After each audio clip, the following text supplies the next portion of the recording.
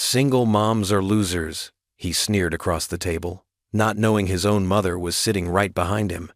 And when she stood up, the whole restaurant froze. Before we get into the story, comment below where in the world you are watching from today.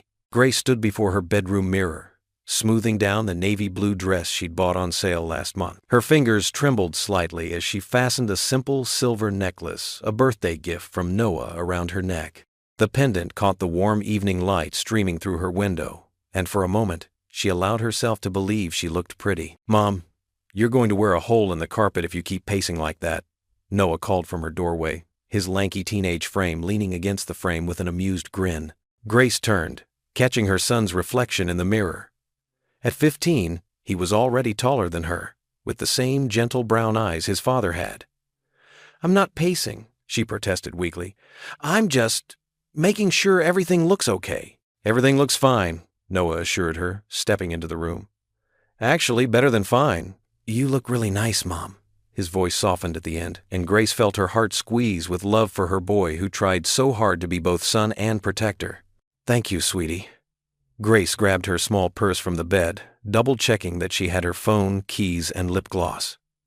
"Are you sure you'll be okay for dinner?" "There's leftover lasagna in the fridge and—" "Mom!" Noah rolled his eyes good-naturedly. "I'm 15, not 5. I think I can handle reheating lasagna without burning down the house." I know. Grace smiled, though her stomach was doing somersaults. It's been a while since I've done this. 6 years to be exact, not that she was counting." Noah's expression grew serious for a moment. "Hey, Mom, I just want you to know it's okay, to do this, to want this."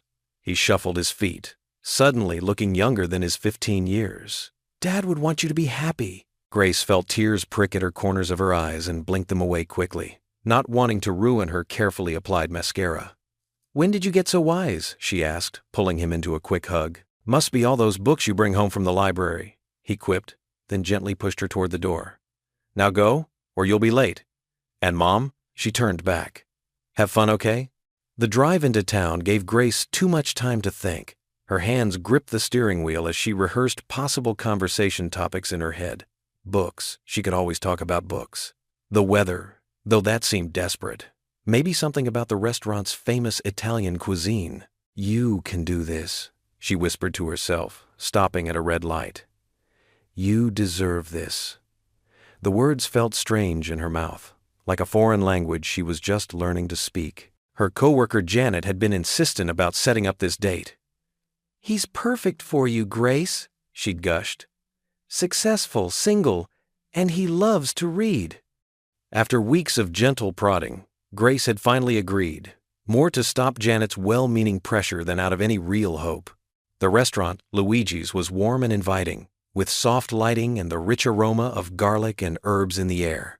Grace smoothed her dress one last time before walking in, her modest heels clicking against the tile floor. "Welcome to Luigi's," the hostess greeted her with a professional smile. "Do you have a reservation?"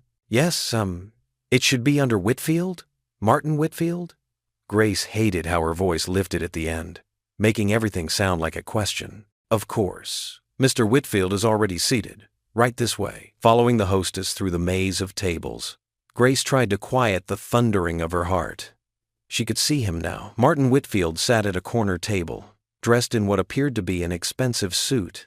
He was handsome in a polished way, with carefully styled gray-streaked hair and wire-rimmed glasses. He stood as she approached, and Grace noticed he was shorter than she'd expected. "Grace Miller?" he asked, his smile not quite reaching his eyes. "Yes. Hello." Grace extended her hand, which he shook briefly before they both sat down. "It's nice to meet you. Janet's told me so much about you," Martin said, picking up his menu without really looking at her. "You work at the library, correct?" "Yes. I've been there for almost 12 years now." Grace picked up her own menu, grateful for something to do with her hands. "Janet mentioned you're in real estate?" "Commercial development," he corrected, his tone suggesting there was a significant difference. "I'm currently overseeing several major projects in the downtown area." A waiter appeared with water glasses and took their drink orders: wine for Martin, just water for Grace, since she was driving. As the waiter walked away, an awkward silence fell over the table. "So," Grace ventured, Do you enjoy reading? Janet mentioned. Mostly business publications, Martin cut in. Time management is crucial in my field. I don't have much time for recreational reading. Oh, Grace fiddled with her napkin. Of course I understand. The conversation stumbled along through appetizers. Grace found herself talking less and less as Martin dominated the discussion with stories about his business dealings and thinly veiled complaints about his employees. She thought about Noah at home, probably sprawled on the couch with his homework, and wished suddenly that she was there instead. Their entrees arrived: chicken marsala for her, veal parmesan for him. Martin paused in his monologue about property values to take a bite of his food. Then he leaned back in his chair, dabbing his mouth with his napkin. A smirk played at the corners of his lips as he regarded her, and Grace felt a sudden chill despite the restaurant's warm atmosphere.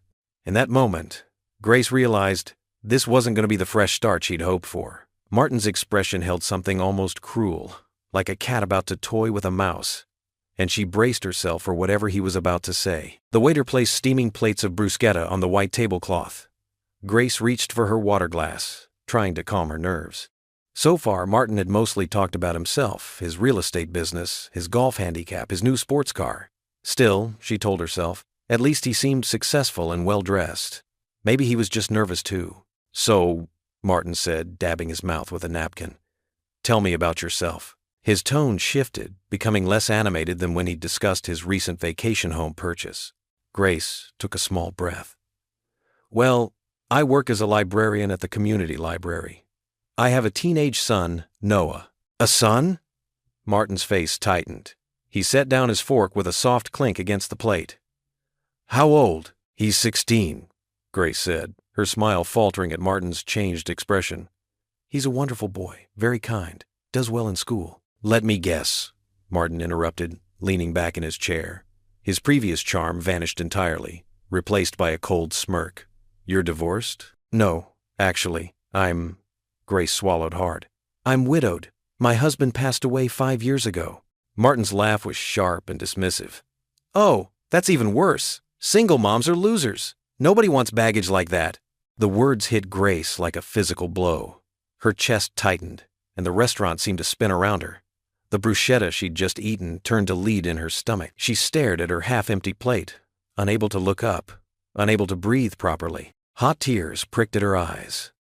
The bustling restaurant noise faded to a distant hum as blood rushed in her ears. She should say something, stand up for herself, leave with dignity, but shame and humiliation paralyzed her. I beg your pardon? The sharp, clear voice cut through Grace's fog of mortification.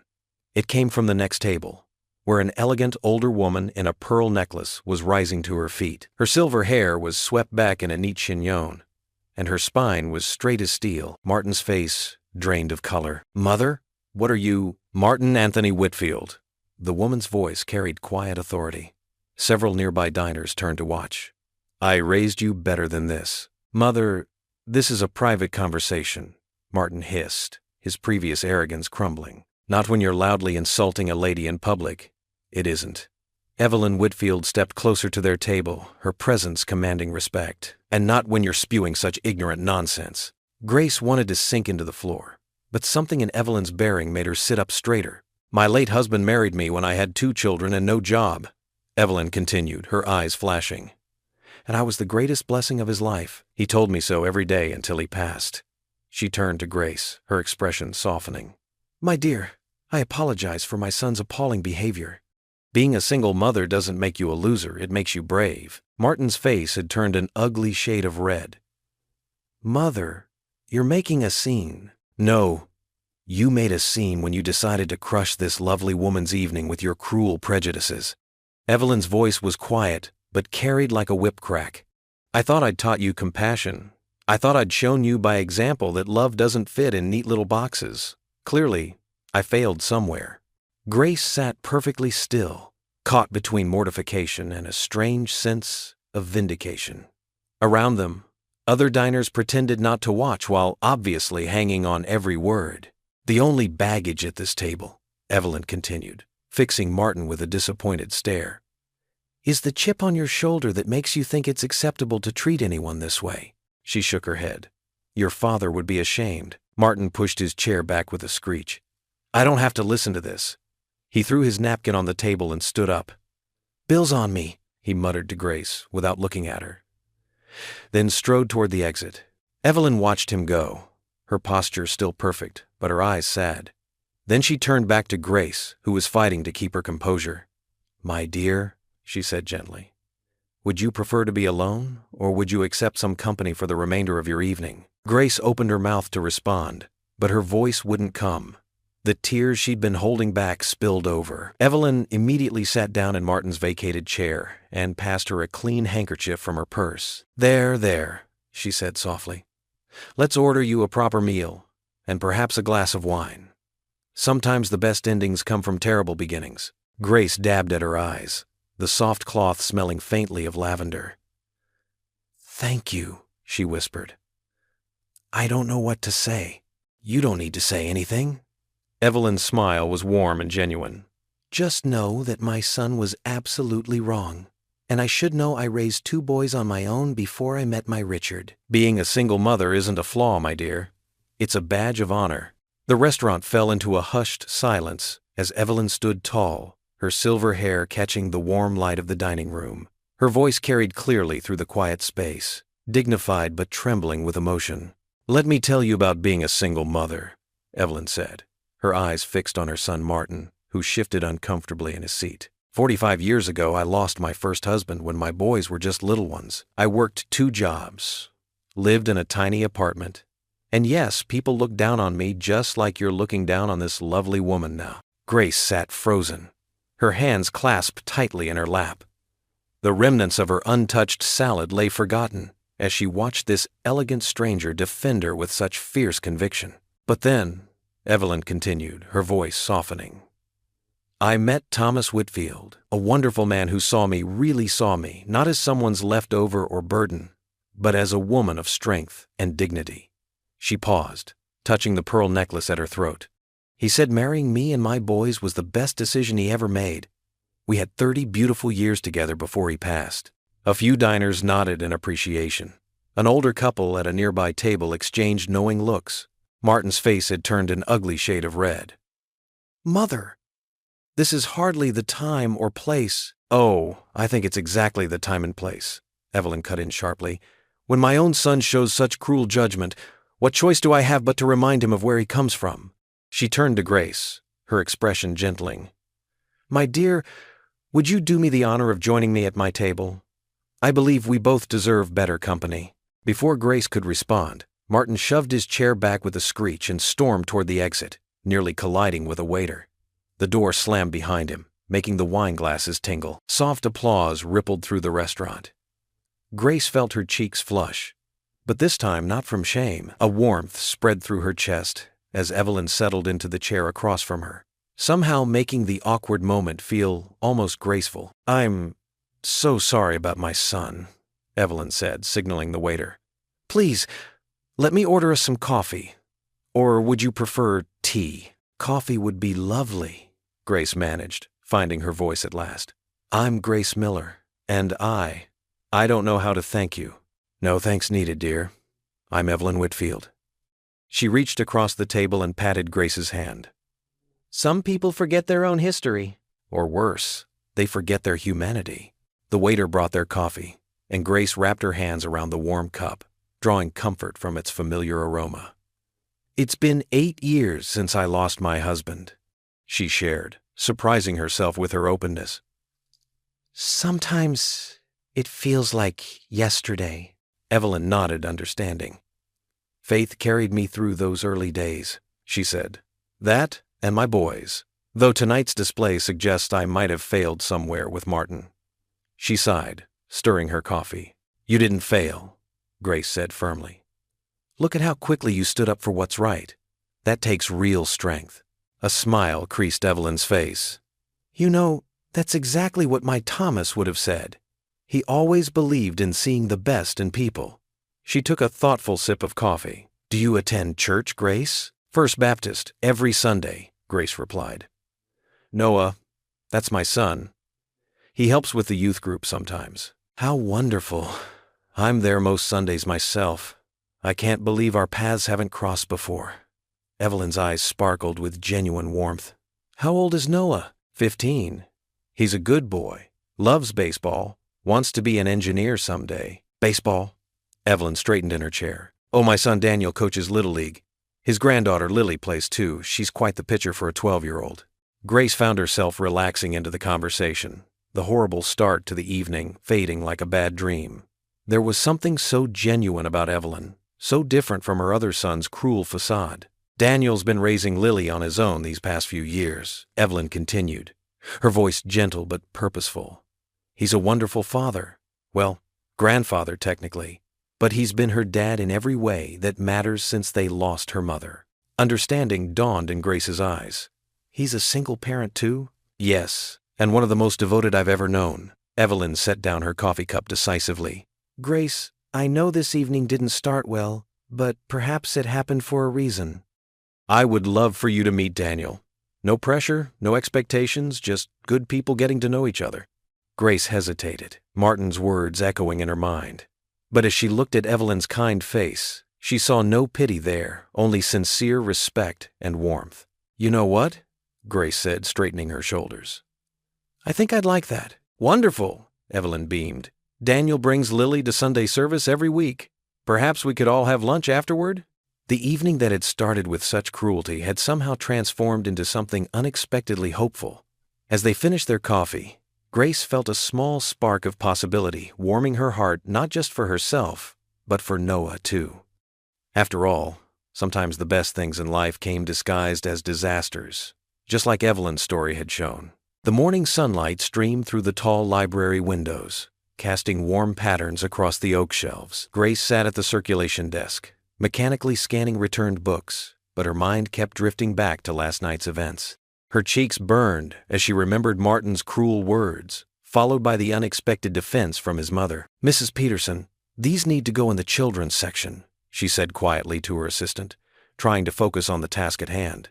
But even as she sorted through the pile of picture books, she couldn't shake the memory of Evelyn's dignified voice cutting through the restaurant's hushed atmosphere. The library was quiet this morning, with only a few regular patrons browsing the aisles. Grace welcomed the peace, needed it really, after the emotional upheaval of the previous evening. She straightened her navy cardigan and tucked a loose strand of hair behind her ear, practical gestures that helped her feel more in control. The soft chime of the library door made her look up. Her heart skipped a beat when she saw Evelyn gliding in, elegant as ever in a powder blue dress. The older woman's face lit up with a warm smile as she approached the desk. Grace, dear, I had no idea you worked here, Evelyn said, though her eyes twinkled in a way that suggested this wasn't entirely coincidental. What a lovely surprise. Mrs. Whitfield, Grace managed, her voice barely above a whisper. It's nice to see you again. Oh, please call me Evelyn. She leaned in conspiratorially. I hope you don't mind, but I mentioned our meeting to Daniel. He's actually on his way with my granddaughter. They often visit the library on Tuesday mornings. Before Grace could respond, the door chimed again.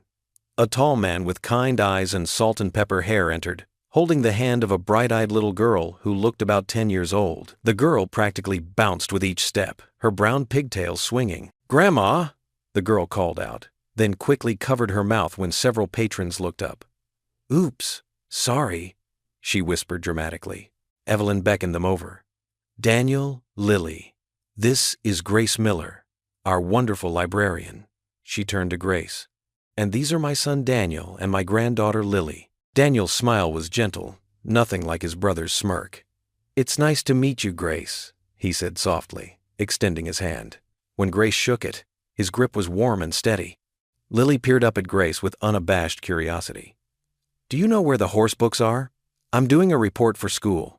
Grace felt herself relax slightly, on familiar ground with a book request. Of course. We have a whole section on horses. Would you like me to show you? Yes, please. Lily bounced on her toes. As Grace led them to the appropriate shelf, she could feel Daniel's presence behind her, solid and unobtrusive. Unlike Martin's judgmental stare from the night before, Daniel's attention felt comfortable. Here we are, Grace said, kneeling down to Lily's level. These are all about different horse breeds, and these ones have beautiful photographs. Lily's eyes widened with delight. Look, Daddy, Grandpa, this one has Appaloosas. Grace noticed Daniel's slight flinch at Lily's slip, and her heart ached with understanding. She knew all too well how children sometimes struggled with loss. Just then, the library door opened again, and Noah walked in, his backpack slung over one shoulder. He usually stopped by after school to do his homework while waiting for Grace's shift to end. "Hi, Mom," he said, then paused, taking in the small group gathered around the horse books. "Noah, honey," Grace said, grateful for his presence. "This is Mrs. Whitfield, her son Daniel, and his granddaughter Lily." Noah gave a shy wave. "Hey," Lily looked up from her book. "You're tall," she declared, then added, "Do you like horses too?" Noah laughed, a genuine sound that made Grace's heart lift. "Not really, but I know a lot about baseball." "Really?" Lily's eyes lit up. "Grandpa's teaching me to play. He says I have a good arm." "She does," Daniel confirmed, smiling at his granddaughter with obvious pride. "Though we're still working on accuracy. Noah plays for his school team," Grace said, unable to keep the pride from her own voice. "Perhaps we could all meet at the park sometime," Evelyn suggested casually. "I hear they have excellent benches for grandmothers to watch from." Grace caught the gentle manipulation but couldn't find it in herself to mind, especially when she saw Noah and Lily already deep in conversation about batting techniques, their heads bent together over a forgotten horse book. "We should let you get back to work," Daniel said softly to Grace. "But maybe we'll see you at the park sometime?" His voice held no pressure, just genuine warmth that made Grace's chest tight with unexpected emotion. "Maybe," she replied, surprised to find she meant it. As they gathered their things to leave, Grace couldn't help but notice how Noah and Lily exchanged shy smiles, already forming a connection over their shared interest in baseball. It reminded her of how quickly children could find common ground, unburdened by the complexities that often held adults back. Grace pushed her shopping cart down the produce aisle of Morton's grocery, her fingers brushing over bright red apples to find the perfect ones for Noah's lunch. The fluorescent lights hummed overhead, and the familiar scent of fresh vegetables filled the air. She'd chosen to shop later in the evening, hoping the store would be quieter. After the events at the restaurant, she craved peace. "Did you hear about what happened at Giovanni's last night?" A woman's voice carried from the next aisle. Grace's hand froze mid-reach for an apple.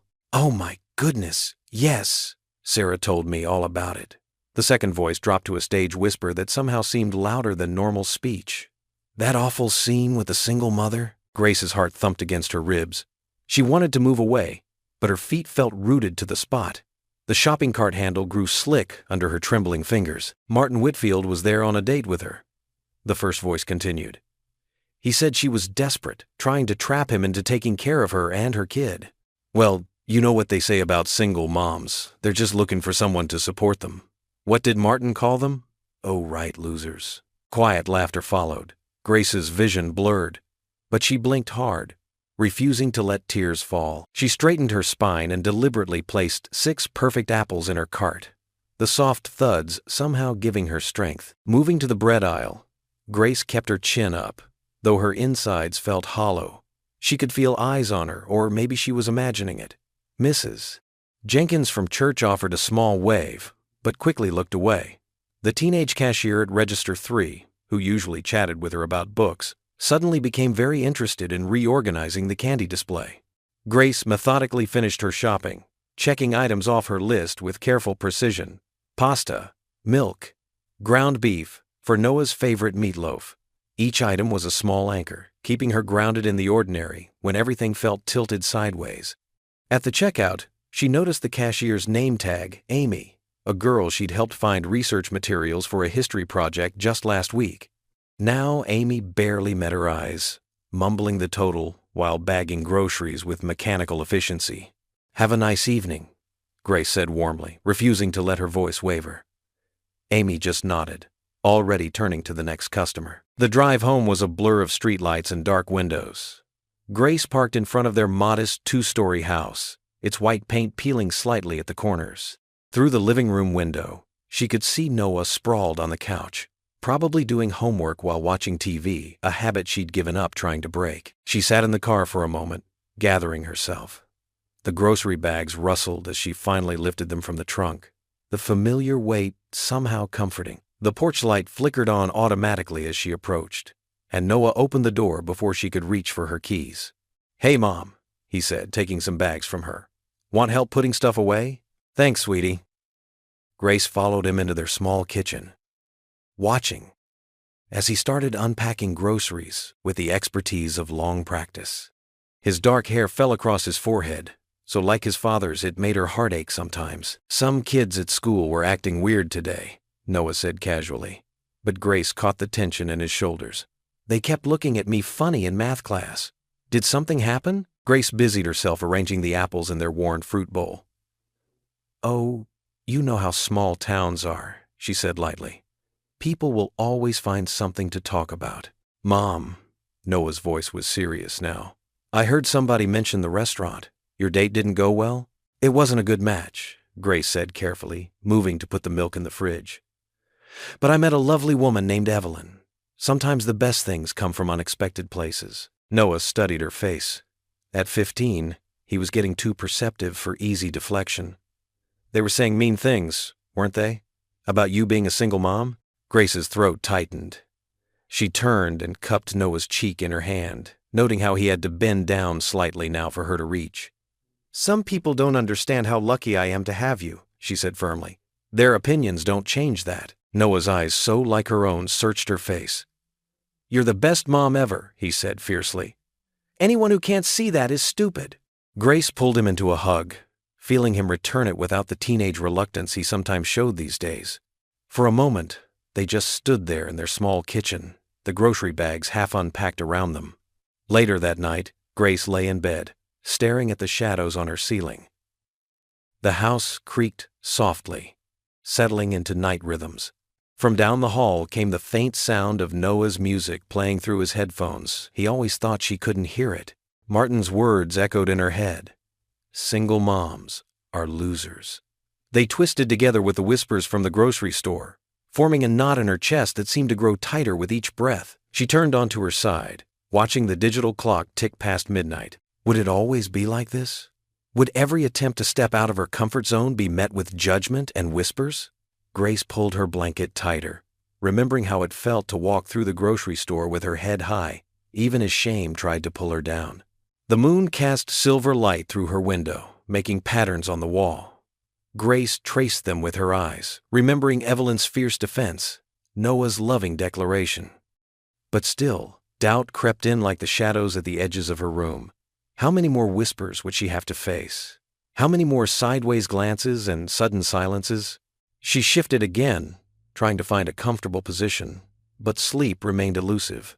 Martin's smirk, the women's laughter in the grocery store, Amy's averted eyes, they all swirled together in her mind, a reminder that no matter how hard she tried, some people would only ever see her as Martin had labeled her, a loser, desperate for help, nothing but baggage. The morning sun filtered through Grace's kitchen window as she stood at the counter, absently stirring her coffee.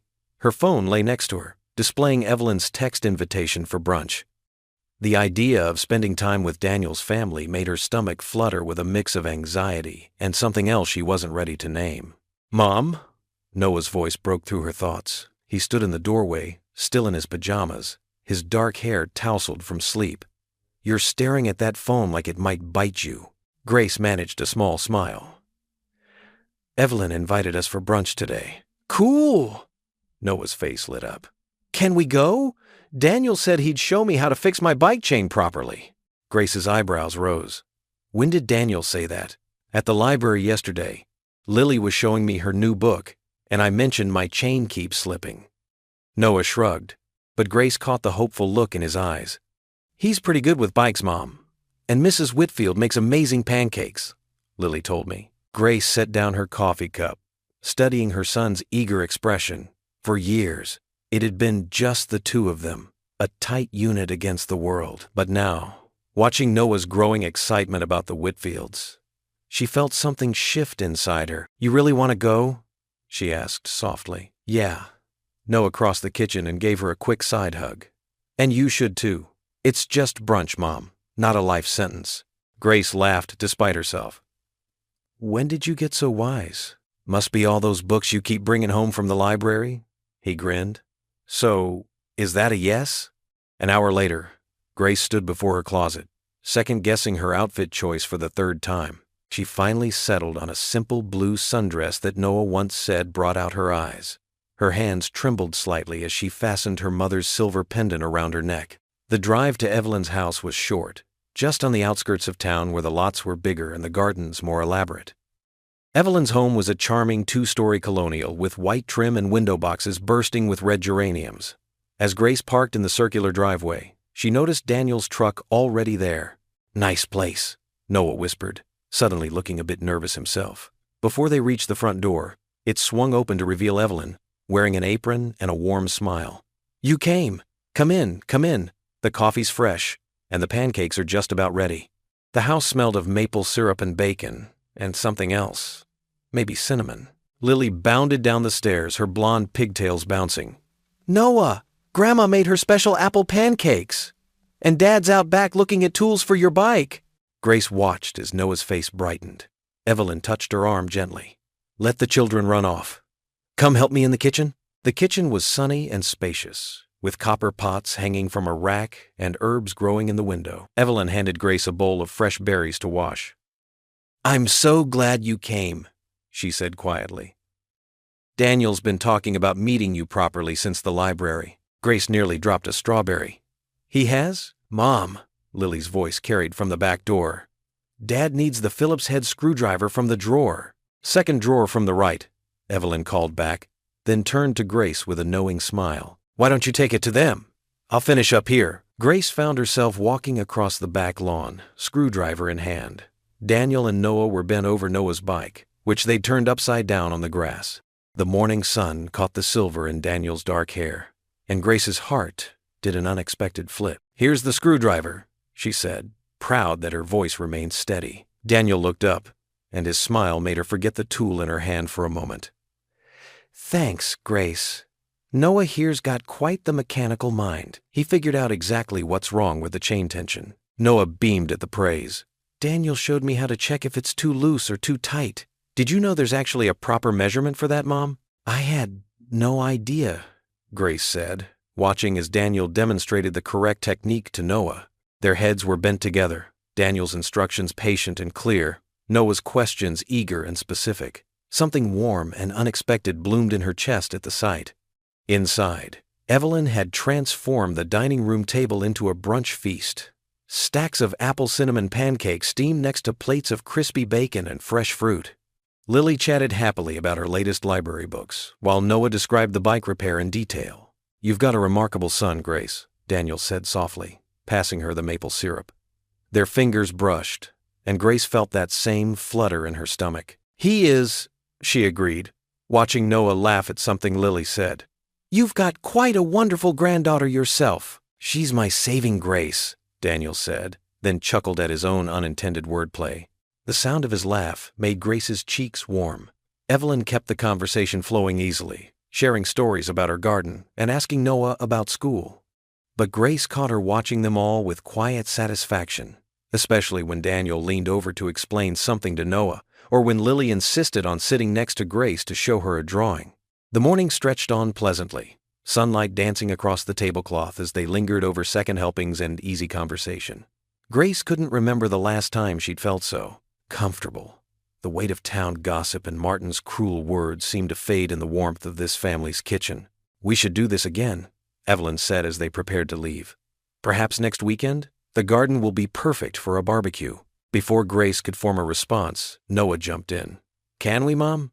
Daniel said he'd teach me more about bike maintenance." Grace met Daniel's eyes and found them warm with hope. Her heart thundered in her chest, equal parts yearning and terror. This man was nothing like his brother. Every gesture, every word spoke of gentleness and respect, and that was exactly what frightened her. "That would be lovely," she heard herself say. On the drive home, Noah chattered excitedly about chains and gears, and how cool it was that Daniel had worked as a mechanic before taking over his father's business. Grace nodded at the right moments, but her mind kept drifting back to the way Daniel's hands had moved so surely over the bike parts, how his smile reached his eyes when he looked at her, how natural it felt to sit at that table with him and their children. "Mom?" Noah's voice cut through her thoughts. "You're awful quiet, just thinking," she said, gripping the steering wheel a little tighter. "About Daniel?" Grace shot him a quick look. "What makes you say that?" Noah shrugged.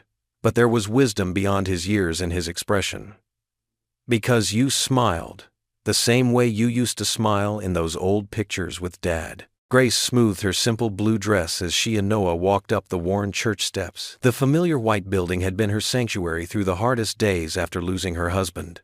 And even now, its weathered doors felt like open arms welcoming her home. "Mom, look who's here," Noah whispered, nudging her arm. Sure enough, Evelyn stood near the entrance, elegant in a cream-colored suit. Next to her, Daniel and Lily were greeting other churchgoers. Grace's heart did a tiny flip. She hadn't expected to see them here, though she probably should have. This was, after all, the only Protestant church in their small town. "Grace, dear." Evelyn waved them over, her face lighting up. "What a wonderful surprise. Noah, you've grown taller since last weekend. I'm certain of it." Noah grinned, standing a little straighter. "Hi, Mrs. Whitfield. Hi, Lily." Lily bounced on her toes, her yellow dress swishing. "Noah, sit with us, please." She turned to her grandmother. "Can they?" "If they'd like to," Evelyn said, giving Grace a warm smile. Before Grace could respond, Daniel stepped forward. "Good morning, Grace." His voice was soft, but it seemed to wrap around her like a warm blanket. "Good morning," she managed, hoping her cheeks weren't as pink as they felt. They filed into a pew together, the children sitting between them. Throughout the service, Grace found herself distracted by Daniel's presence just a few feet away. He sang the hymns in a rich baritone, and she noticed how he helped Lily find the right pages in the hymnal, patient and attentive. After the final prayer, as people began to filter out, Daniel turned to Grace. "The community center organizes a baseball game every Sunday afternoon," he said. "Nothing fancy, just families having fun. Noah might enjoy it. Lily's been asking about him since the brunch." Noah's eyes lit up at the mention of baseball, but he tried to play it cool. "That could be fun, Mom." Grace hesitated. The thought of being out in public, where people might still be whispering about her dinner disaster with Martin, made her stomach clench. But looking at Noah's hopeful expression, she couldn't say no. "What time does it start?" 2:00, Daniel said. "I help coach the kids' team. You're welcome to just watch if you prefer." "Please come," Lily added, grabbing Noah's hand. "I'll show you my secret spot in the outfield where the best flowers grow." An hour later, Grace sat on the old wooden bleachers at the community baseball field, watching Daniel demonstrate proper batting stance to a group of eager children. He had changed into jeans and a faded red t-shirt that somehow made him look younger, more relaxed. "He's good with him, isn't he?" Evelyn settled beside Grace, offering her a bottle of water. "He is," Grace agreed, watching as Daniel knelt to help a small boy adjust his grip on the bat. "Very patient. Daniel's always had a gift for teaching," Evelyn said. "He used to coach high school baseball before." She trailed off, but Grace understood. Before his wife passed away, the game itself was casual and cheerful. Parents called encouragement from the sidelines, and nobody seemed to care much about the score. Noah and Lily were stationed in right field, more interested in their conversation than the game. Grace caught snippets of their laughter carrying across the field. "Your Noah's a fine young man," Evelyn commented. "You've done a wonderful job with him." The simple praise brought unexpected tears to Grace's eyes. "Thank you," she whispered. "Sometimes I worry." "Don't," Evelyn said firmly, patting her hand. "That boy adores you. Anyone can see it." The afternoon stretched on, golden sunlight slanting across the field. Grace found herself relaxing, drawn into the simple pleasure of the game and the community around her. A few people even came to chat, and no one mentioned the restaurant incident. When the game wound down, the sky was painted in soft pinks and oranges. Families began packing up chairs and coolers, children trading high fives and promises to play again next week. "Ready to head home?" Grace called to Noah, who was still deep in conversation with Lily about some book series they both apparently loved. "I'll walk you to your car," Daniel offered, falling into step beside her as Noah and Lily trailed behind them. The parking lot was nearly empty, their footsteps crunching on the gravel. Daniel's presence beside her felt natural, comfortable, in a way that surprised her. He didn't try to fill the silence with empty chatter, and Grace found herself appreciating that. When they reached her car, Noah and Lily said their goodbyes with dramatic sighs, as if being separated for a week was an unbearable tragedy. Grace couldn't help but smile at their antics. "Thank you for coming today," Daniel said quietly. His eyes met hers, warm and sincere. It meant a lot to Lily. And to me. Grace's heart fluttered. There was something in his voice, something in the way he looked at her, that made her feel seen, not as a widow, not as a single mom, but as herself. For the first time since that awful dinner with Martin, she felt the walls around her heart crack just a little. "We had a wonderful time," she said softly. "Thank you for inviting us." As she drove home with Noah chattering happily about the game beside her, Grace realized she was smiling. A real smile. The kind that came from somewhere deep inside. The kind she hadn't felt in years. The persistent drip, drip, drip from the kitchen faucet had been Grace's unwanted alarm clock for 3 days straight. She stood at the sink, hair tied back in a messy ponytail, wrestling with a wrench that seemed determined not to cooperate. Water splashed onto her old t-shirt, and she let out a frustrated sigh. "Mom, maybe we should call a plumber," Noah suggested from his spot at the kitchen table, where he was supposedly doing homework but mostly watching her struggle. "We can't afford one right now, honey." Grace wiped her forehead with the back of her hand. "I've fixed leaky faucets before. I just need to—" The wrench slipped again, and water sprayed across her face. Noah tried to hide his laugh behind his math textbook.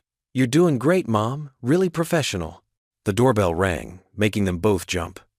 Grace looked down at her soaked shirt and messy hair with dismay. "Noah, could you get that? I'm not exactly presentable." "Sure thing, Captain Plumber," Noah teased, pushing back from the table. Grace heard the front door open, and then Noah's surprised voice. "Oh, hi, Mr. Whitfield." Her heart skipped a beat. She looked down at herself again in horror. Old gray t-shirt, worn jeans, and probably mascara smeared across her face from the water spray. "Please, Noah, call me Daniel," came that warm, gentle voice she'd been trying not to think about all week. "Is your mom around? Mother mentioned you might be having some plumbing troubles." Grace closed her eyes. Of course Evelyn had told him. That woman was turning out to be quite the matchmaker. "Yeah, she's in the kitchen trying to fix the sink. She's getting pretty wet." "Noah!" Grace hissed, but it was too late. Daniel appeared in the kitchen doorway, toolbox in hand, looking far too put together in his casual button-down shirt and jeans. "Looks like you could use a hand," he said, his eyes twinkling with amusement but not mockery. Grace felt her cheeks warm. "Evelyn shouldn't have bothered you. I can handle it." "I'm sure you can," Daniel said, setting his toolbox on the counter. "But sometimes it's nice to let someone else help, isn't it?" There was something in his tone, gentle understanding rather than condescension, that made Grace's defenses soften slightly. She stepped back from the sink, surrendering her wrench.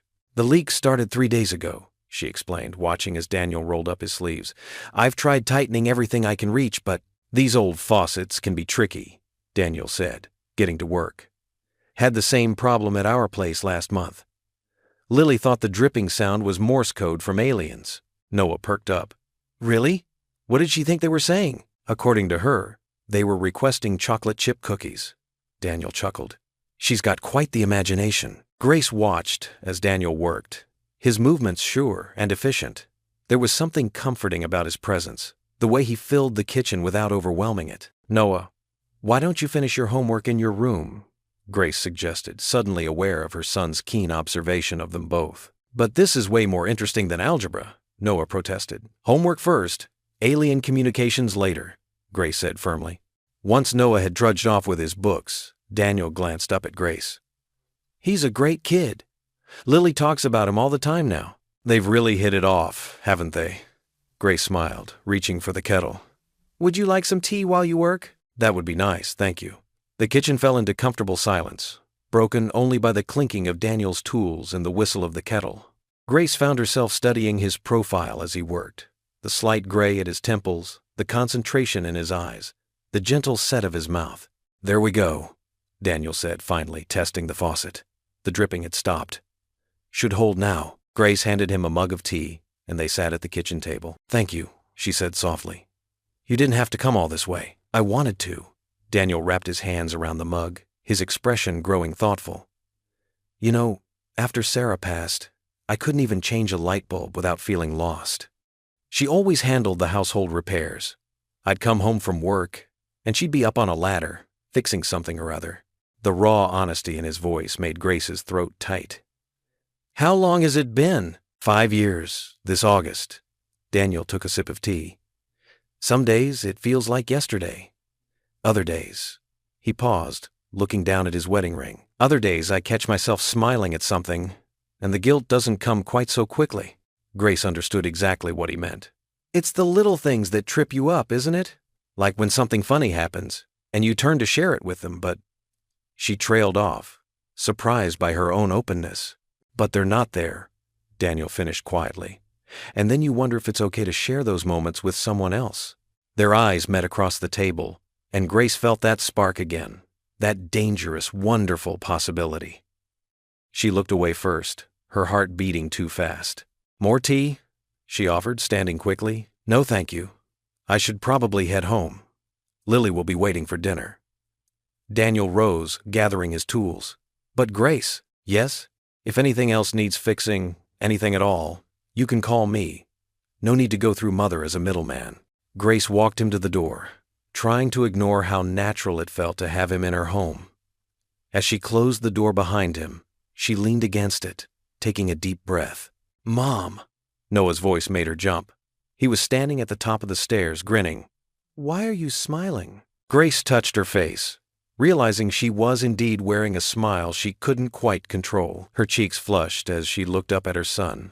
I'm just happy the faucet's fixed, she said lamely. Uh-huh, Noah said, clearly not buying it. Sure, Mom, the faucet. Grace's feet ached as she climbed the front steps of her modest home, her library cart having felt particularly heavy during today's reshelving. The setting sun painted the sky in soft pinks and purples, promising a peaceful evening ahead. But when she opened the door, instead of the usual quiet, she heard poorly stifled giggles coming from the kitchen. Noah, she called out, setting down her worn leather purse. Is everything okay in there? More giggling erupted, followed by urgent, shushing sounds. Grace rounded the corner to find Noah and Lily huddled together at the kitchen table, both wearing matching mischievous grins. Construction paper and markers were scattered across the surface, but they quickly shuffled everything out of sight as she entered. Hi, Mrs. Miller, Lily chirped, her blonde pigtails bouncing as she waved enthusiastically. Hello, Lily. Grace smiled, raising an eyebrow at her son. I didn't know you were coming over today. Noah stood up, trying and failing to look casual. Mom, we need you to do something. Oh? Grace's maternal radar pinged with mild suspicion. You have to get changed, Lily announced, practically vibrating with excitement. And bring a blanket. Changed? But please, Mom? Noah's eyes held that earnest look that always melted her resolve. Just trust us? Grace glanced between their hopeful faces and found herself nodding. All right, give me 10 minutes.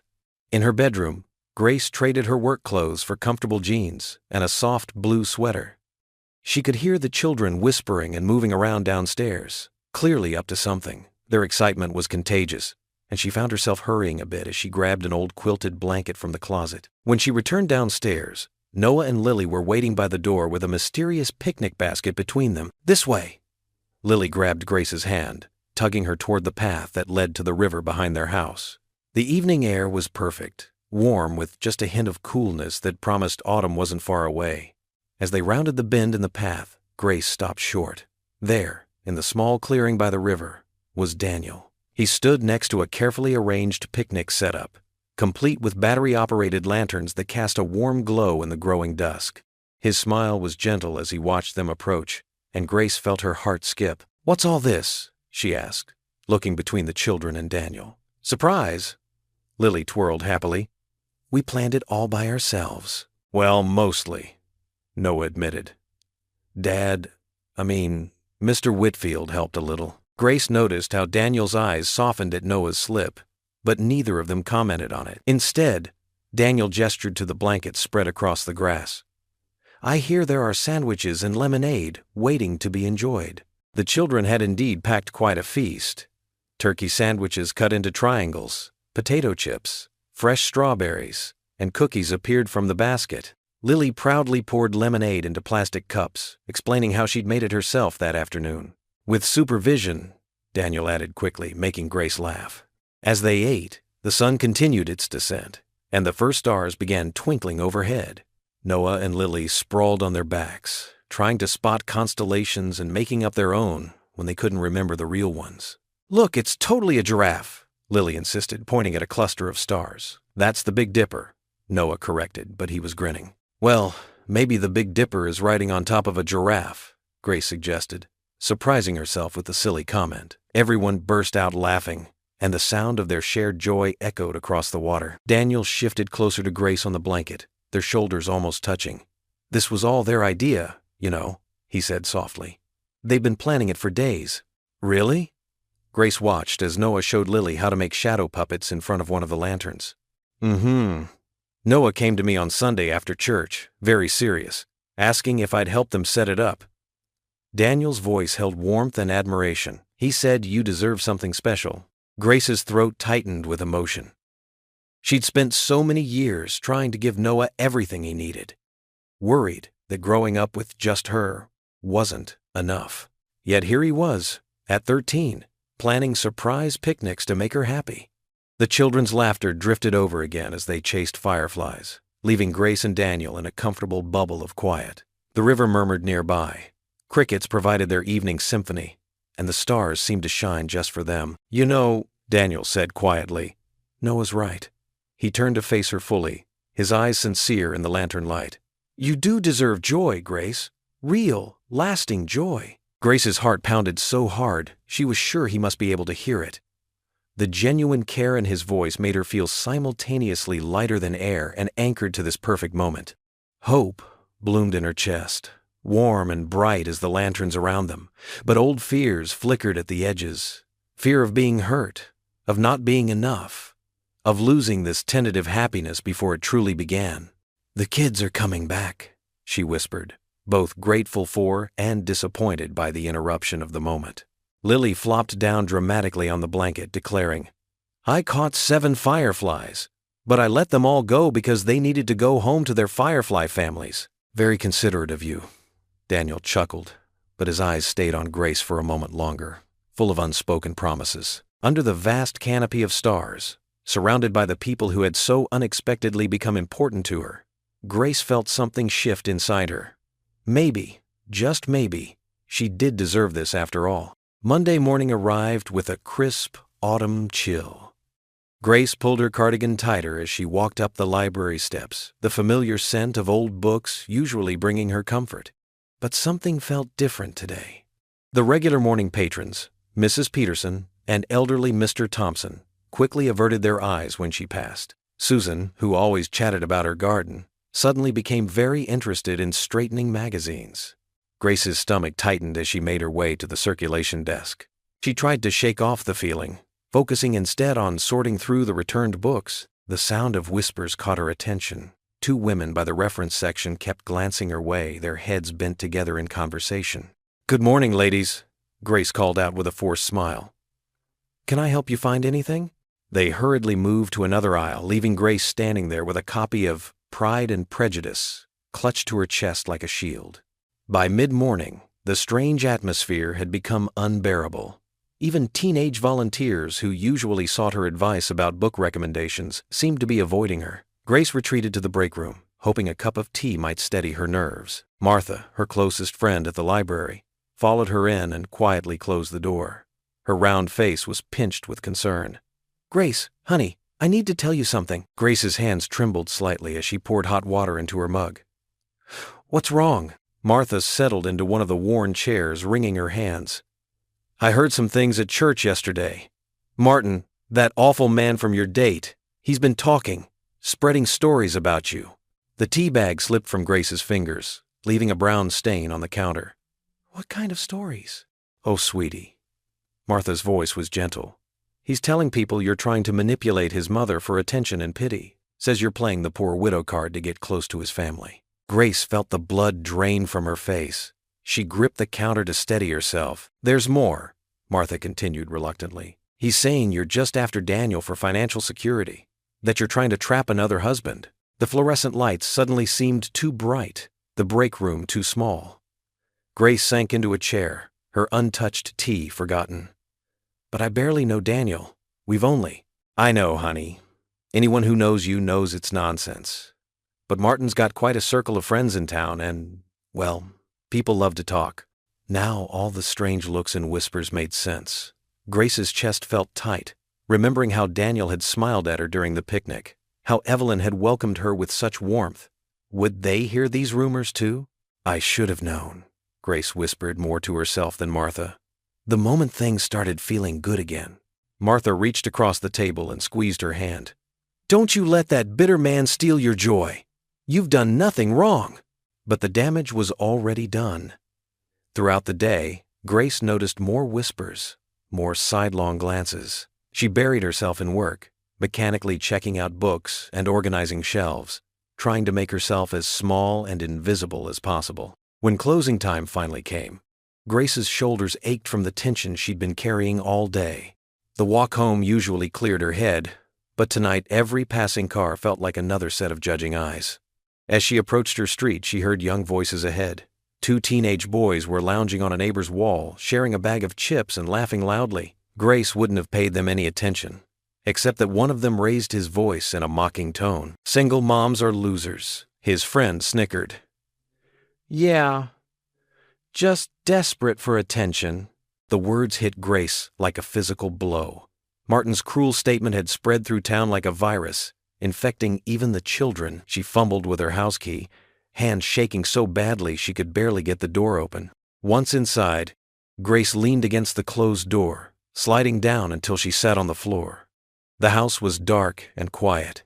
Noah was at baseball practice.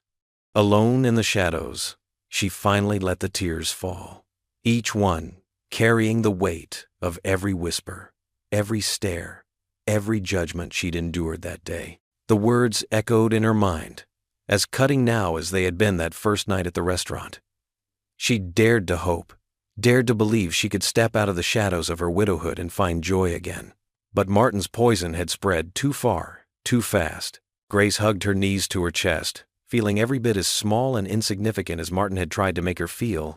The warmth of those precious moments, Evelyn's kindness, Daniel's gentle smile, the children's laughter at the picnic, seemed to fade against the cold reality of small-town cruelty. A car door slammed outside, probably Noah returning from practice. Grace quickly wiped her eyes and stood up. She couldn't let him see her like this. Her son needed her to be strong, even when she felt anything but. She flicked on the lights, trying to push away the darkness that seemed to have settled over more than just her home. The phone buzzed on Grace's kitchen counter for the 3rd time that evening. Daniel's name lit up the screen, sending a mix of warmth and dread through her chest. She stared at it, her hand hovering, before letting it go to voicemail again. Noah looked up from his homework at the dining table, concern etched across his teenage face. "Mom, that's the 3rd time he's called today," Noah said softly. "Are you okay?" Grace forced a smile, turning back to the pot of spaghetti she was stirring. "I'm fine, honey. Just busy with work stuff." The phone buzzed again, this time with a text message. Grace's shoulders tensed as she read it. "Grace, is everything all right? Haven't heard from you in a few days. Lily keeps asking about Noah. You know," Noah continued, closing his textbook. "Lily texted me earlier. She wanted to know if we're still coming to their house for game night on Friday." Grace's wooden spoon clinked against the pot's edge. "I think we should skip it this week. I have that big project at the library, cataloging the new shipment of books." "Mom." Noah's voice carried a weight beyond his years. "The books can wait. You've been different since Monday. Did something happen?" Grace turned off the stove burner, buying time before answering. The words she'd overheard outside the grocery store echoed in her mind. Single moms are losers.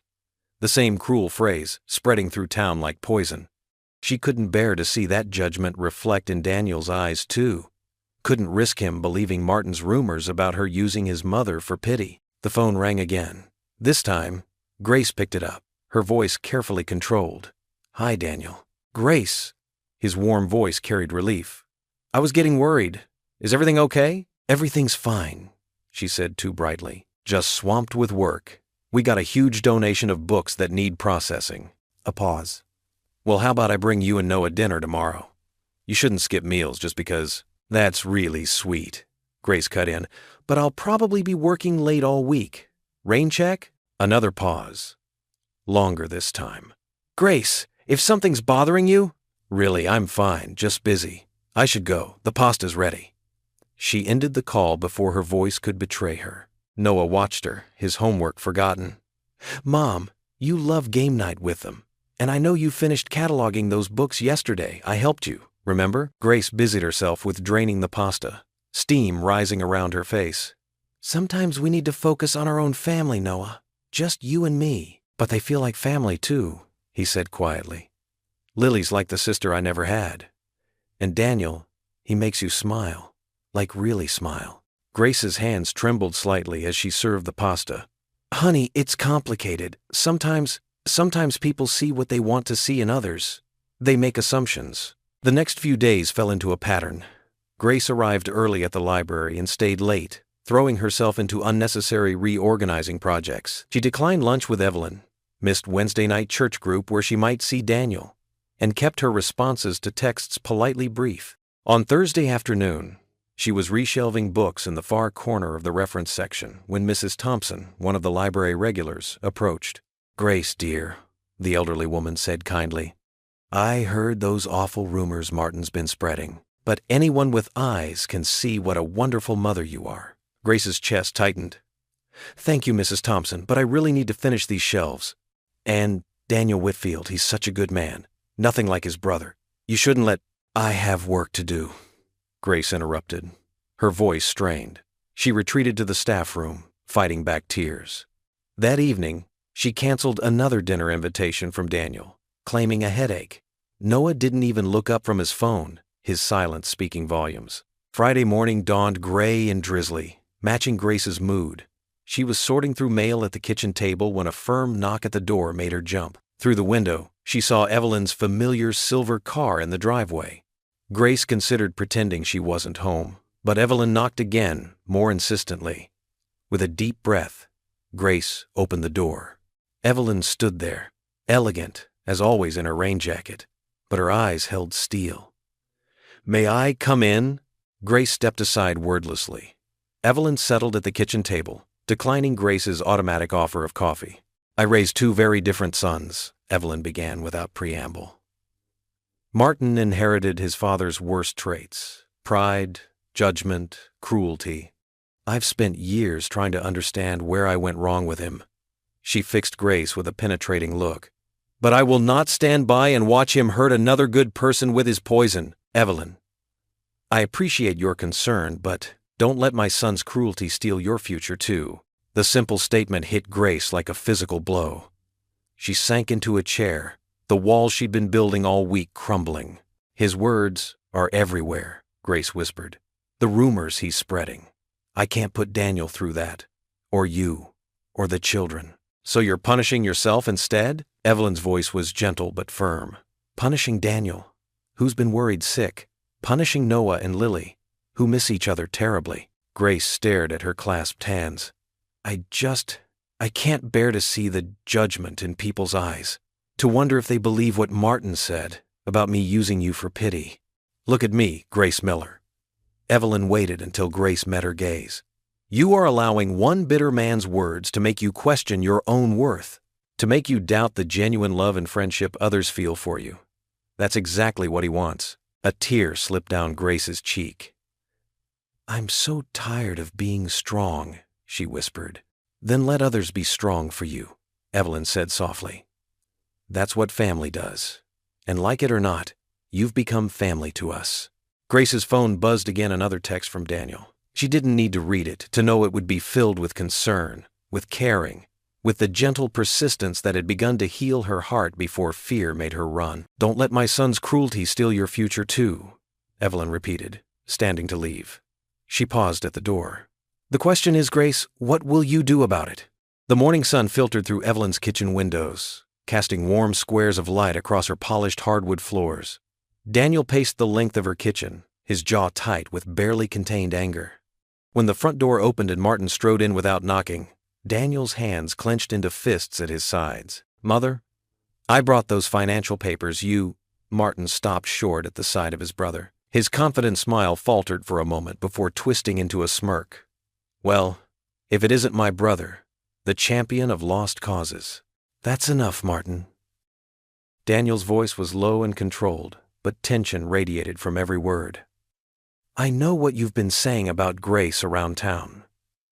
End of section 17. Daniel's voice was low and controlled. Martin shrugged, dropping a manila envelope on the counter. I'm just telling the truth. She's clearly using Mother's sympathy to work her way into our family, and you're falling for it like a fool. The only fool here is you. Daniel took a step forward. Grace is one of the strongest, most dignified women I've ever met. She works hard, raises her son well, and never asks for anything from anyone. Oh, please. Martin rolled his eyes. She's just another single mom looking for a meal ticket. I did you a favor by exposing her. The sound of Evelyn's cane tapping against the floor made both men turn. She stood in the doorway, her silver hair neat, as always, but her eyes blazing with disappointment. Martin Alexander Whitfield, she said, her voice carrying the weight of decades of maternal authority.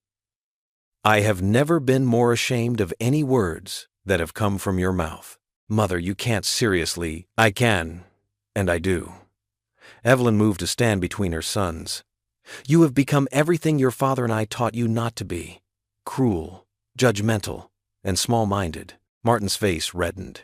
I'm just trying to protect our family from what? Daniel cut in. From a woman who got up every morning after losing her husband and kept going? Who puts her son through school on a librarian's salary? Who never speaks ill of anyone, even you? She's beneath us, Martin shouted, his composure cracking. Can't you see how she's trying to worm her way in? First Mother, then you. Enough. Evelyn's voice cracked like a whip.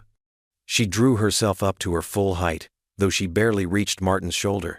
You will leave this house now, Martin, and you will not return until you have learned the meaning of humility. Mother, you can't be serious. I have never been more serious. Evelyn's voice softened with sadness. Your father would be heartbroken to see what you've become. Until you can look in the mirror and truly face the man you are not welcome in this home. Martin's face went from red to white. He looked from his mother to Daniel, searching for any sign of yielding. Finding none, he snatched the envelope from the counter. Fine, he spat. Coddle the charity case. But don't come crying to me when she bleeds you dry. He stormed out, slamming the door hard enough to rattle the windows. Daniel moved to follow him, his anger burning hot. I'm going to set the record straight. Everyone in town needs to know what kind of man Martin really is, and how wrong they are about Grace. Daniel. Evelyn caught his arm, her grip surprisingly strong. Stop. But Mother, the things he's saying about her. Grace must find her own worth, Evelyn said firmly. You can't give it to her, no matter how much you want to. Daniel ran a hand through his hair in frustration. I can't just stand by and watch her hurt. Then stand beside her, Evelyn said softly. But let her fight her own battles. That's how she'll truly heal. Daniel sank into one of the kitchen chairs, the fight draining out of him. I'm losing her, Mother. She won't take my calls. She barely looks at me at church. It's like she's building walls, and I don't know how to break through without pushing her further away. Evelyn placed a gentle hand on his shoulder. Sometimes the strongest thing we can do is wait, son. Give her time to remember who she island. Across town, in her small but tidy kitchen, Grace sat alone at her worn wooden table. Noah's math homework lay spread before her, equations and graphs swimming through her tears. A problem about parallel lines blurred as another drop fell, making the pencil marks run. Her fingers traced the edge of Noah's careful work, remembering how Daniel had helped him with algebra just a few weeks ago. They had sat at this very table, heads bent together, Daniel's patient voice explaining concepts until Noah's face lit up with understanding. A sob caught in her throat, but she pressed her hand to her mouth, not wanting Noah to hear from his room. The house felt so quiet now, empty of the warmth and laughter that had started to fill it. She missed Lily's giggles, Daniel's gentle teasing, Evelyn's wisdom. But Martin's words echoed in her head. Single moms are losers. Nobody wants baggage like that. Grace wiped her eyes with the back of her hand, but the tears kept coming. The worst part wasn't even the gossip or the stares. It was the creeping certainty that Martin was right, that she was foolish to think she deserved more than this lonely kitchen table, these silent tears, this careful distance she kept between herself and happiness. Noah's homework blurred completely as Grace dropped her head into her hands, her shoulders shaking with quiet sobs. Outside, a car drove past, its headlights briefly illuminating the kitchen before leaving her in shadows once again. Grace sat in her usual pew at First Presbyterian, 3 rows from the back. Her fingers nervously twisted the bulletin in her lap as she tried to focus on Pastor Robert's sermon about community and acceptance. The words blurred together, her mind drifting to the empty space beside her, where Noah usually Saturday. This morning, he'd claimed a headache, but she knew he was protecting himself from the sideways glances and whispers that had followed them lately. The morning light streamed through the stained glass windows, casting rainbow patterns across the wooden floors. Out of the corner of her eye, she caught sight of Daniel and Lily sitting with Evelyn near the front. As if sensing her gaze, Daniel turned slightly, meeting her eyes. He gave her a gentle nod, nothing more, respecting the distance she'd put between them. The simple gesture made her heart ache. When the service ended, Grace considered slipping out the side door, but something kept her rooted to her spot as the congregation filed into the fellowship hall. Maybe it was stubbornness, or maybe it was the memory of her son's disappointed face when she'd started withdrawing from everything. The fellowship hall hummed with conversation and the clink of coffee cups. Grace stood near the refreshment table, clutching a styrofoam cup of coffee like a shield. She watched as Daniel helped Lily get a cookie, careful to keep his distance despite the concern evident in his expression. "Did you hear?" A stage whisper carried from a cluster of women near the window. "Martin Whitfield says she's just after his mother's money. Can you imagine? Well, you know how these single mothers are." Another voice chimed in. "Always looking for, excuse me." A clear voice cut through the gossip. Grace turned to see Sarah Peterson, another church member, standing with her hands on her hips. If being a single mom makes you a loser, then half of us here are losers too. The gossiping women fell silent, faces flushing. Sarah wasn't finished. "My husband left when Tommy was 2. Janet over there raised 3 kids after Mike's accident. Mrs. Henderson put 4 through college by herself." She gestured around the room. "Look around, ladies. Single mothers are everywhere in this congregation, working hard, raising good kids, keeping their faith. So maybe think twice before repeating cruel gossip." Grace's eyes burned with unexpected tears. She hadn't realized how many others shared her journey. Looking around the fellowship hall with new awareness, she noticed the subtle nods of agreement from other women. Women she'd seen every Sunday, but never truly seen before. Mrs. Henderson, a retired teacher, caught her eye and smiled warmly. Janet Myers, whose oldest son had just started college, raised her coffee cup in a small salute. Even young Katie Williams, recently divorced with twin toddlers, stood a little straighter. The gossiping women dispersed quickly, mumbling awkward apologies. Grace watched them go, feeling something shift inside her. The shame that had been weighing her down began to lift, replaced by a growing sense of solidarity. As the crowd thinned, Grace made her way to Sarah, who was gathering her things to leave. "Thank you," she said softly, her voice thick with emotion. "I didn't realize. I've been feeling so alone." Sarah's face softened. "Oh, honey, you're anything but alone. We've all been there, trying to do it all, worried we're not doing enough, feeling judged." She touched Grace's arm gently.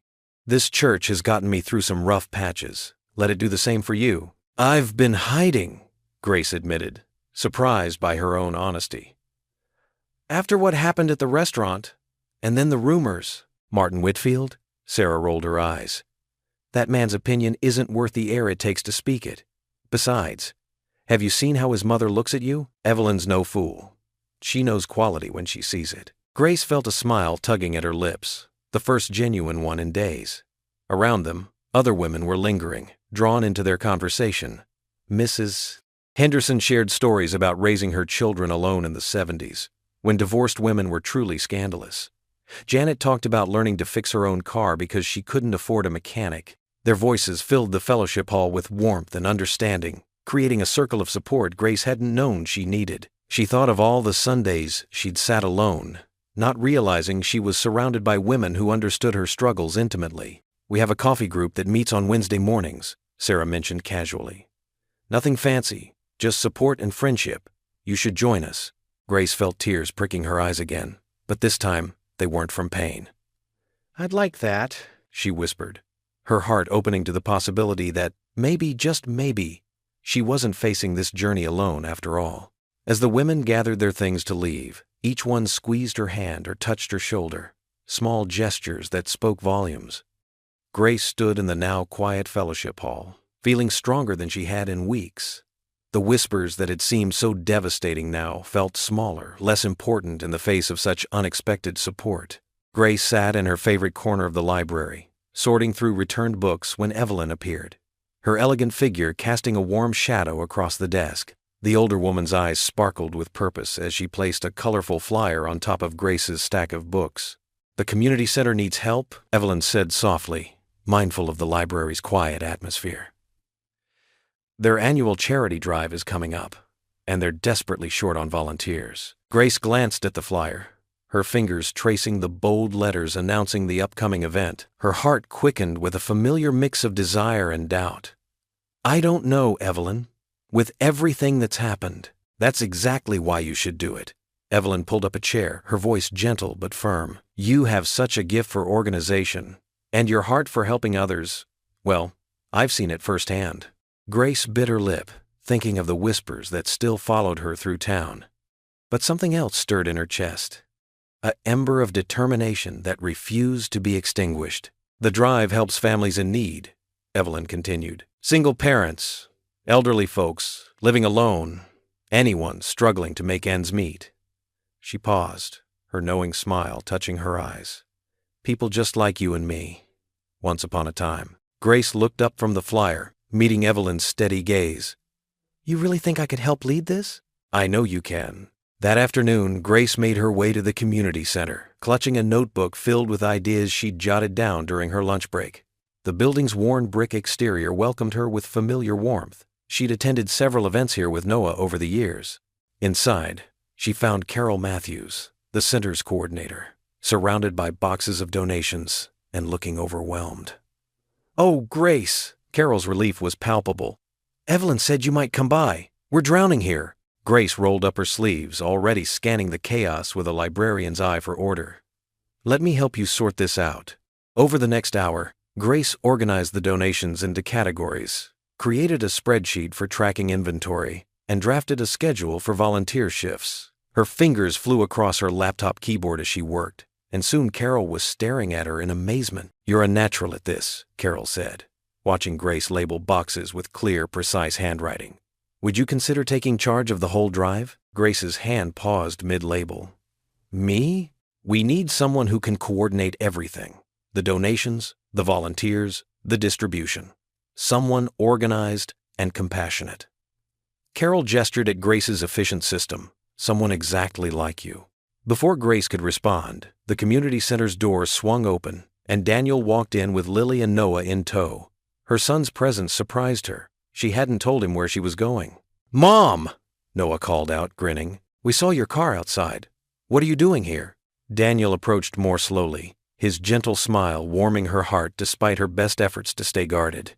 "The kids were hoping to sign up as volunteers," he explained. "Looks like you had the same idea." Grace watched as Lily and Noah immediately began sorting through a box of children's books, working together with easy familiarity. Something about seeing them there, eager to help, strengthened her resolve. "Actually," she said, turning to Carol, "I think I would like to coordinate the drive. If you're sure you want me." Carol beamed. "More than sure. When can you start?" The next few days passed in a whirlwind of activity. Grace created detailed sign-up sheets, organized donation drop-off points around town, and coordinated with local businesses for support. She worked through her lunch breaks at the library, making calls and sending emails. To her surprise, people responded enthusiastically. The grocery store offered to host a food drive. The hardware store donated supplies for repairs. Even the teenage barista at the coffee shop volunteered to create posters. Daniel proved to be an invaluable help, showing up each evening with his truck to move heavy boxes and set up shelving units. Noah and Lily became her most dedicated young volunteers, recruiting their friends to join the cause. One evening, as Grace supervised a group of volunteers sorting clothing donations, she overheard two women talking nearby. "Can you believe how organized everything is?" one said to the other. "Grace has really transformed this place." "I know," the other replied. "My sister's going through a rough divorce, and Grace helped her fill out the assistance application herself. Spent an hour with her, treated her like a person, not a charity case.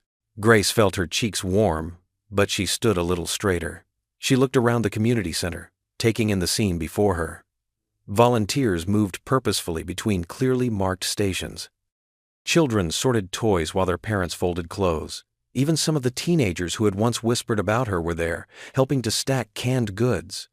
In one corner, Daniel worked alongside Noah and Lily, teaching them how to properly pack boxes for delivery. He caught her eye and smiled. And this time, Grace didn't look away. The room hummed with positive energy, with purpose. And at the center of it all was Grace, no longer hiding, no longer retreating. She held a clipboard in one hand and a pen in the other, directing operations with quiet confidence. Carol appeared at her side, watching the organized chaos with satisfaction. "You've inspired quite a turnout," she said, nodding toward the bustling volunteers. "People see how hard you work, how much you care. It's making a difference." Grace took in the scene again, seeing it through new eyes. These weren't people who saw her as a victim or a subject of gossip. They saw her as a leader, someone who could turn compassion into action, someone who could make things better for others. A young single mother approached her, holding a sleeping toddler. "Thank you," she whispered, her eyes bright with tears, "for showing us we're not alone." In that moment, Grace felt something shift inside her, a final piece of armor falling away, replaced by something stronger, the knowledge that she had worth far beyond what others had tried to define for her. She wasn't just surviving anymore. She was thriving, and helping others do the same. The community center buzzed with energy as people filed into the main hall. Folding chairs scraped against the floor while volunteers hustled back and forth, setting up donation boxes and organizing supplies. Grace stood behind the stage curtain, her hands clasped tightly together, her heart racing like a frightened bird in her chest. She peeked through a gap in the curtain. The hall was packed. It seemed like half the town had shown up. Noah sat in the front row next to Lily, both children grinning and giving her enthusiastic thumbs up. The sight of their innocent support made her throat tighten. "You've got this," Evelyn whispered, appearing beside her. The older woman's presence was as steady as always, like a lighthouse in a storm. Grace smoothed her navy blue dress, the one she'd chosen carefully that morning, wanting to project both strength and dignity. "What if they don't listen? What if they just see—" "They'll see exactly what I see," Evelyn interrupted gently, a woman of grace and courage. The microphone squealed with feedback as someone tapped it, making Grace jump. The hall quieted down, and she heard the chair of the community center beginning his introduction. Her pulse quickened.